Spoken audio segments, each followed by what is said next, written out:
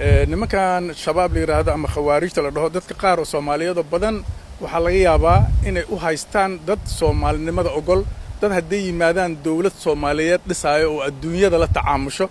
oo UN tagayso oo meel kasta tagayso oo adduunka la tacaamulayso nimankaasi niman dawlad Soomaaliyeed u socdo ma aha niman wadan Soomaaliyeed ama wad Soomaalinimo ogol ma aha niman oo la noolaan kara ma aha marka waa niman mabaadi'da ay wataan iyo barnaamijyada ay wataan oo dhan waxaan anaga shaqo ku leenahay ma aha waxay u socdaan meesha haddii yimaadaanna waxay rabaan meesha inay dagaal ka sii wadaan oo lagu duulo wadamada dariska iyo hawsha ay u socodsay banaanka u joogaan oo kale lidaalika meelaha ay joogaan nolol kama abuuraan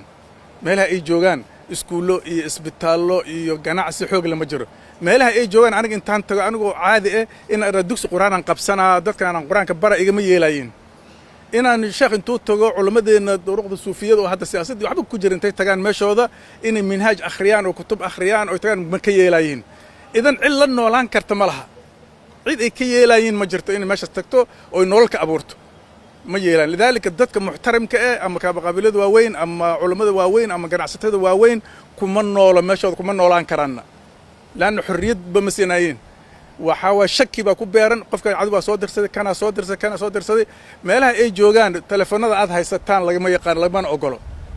ciidankooda telefoonadaan oo kale ma haystaan waxaan idin sheegayaa dadka la nool ayaga meelahay ku nool yihiin macluumaad ma hayaan waxay hayaan xamar inaan laga tukanin oo dad muslim aysan ku nooleenba oo gaaladan inay wadankan xukunto oo waxay rabta ka samayso oo yaani waxyaalaha ay haystaan maskaxdooda iyo waxa lagu shooy macluumaadkooda iyo waxa warbaahintaas ma haystaan waxa laga yaabaa dadkaas inay haystaan in ay yaani shabaab ka taliyaan magaalada Muqdisho meel badan oo kamid ah waxa macluumaad ma haystaan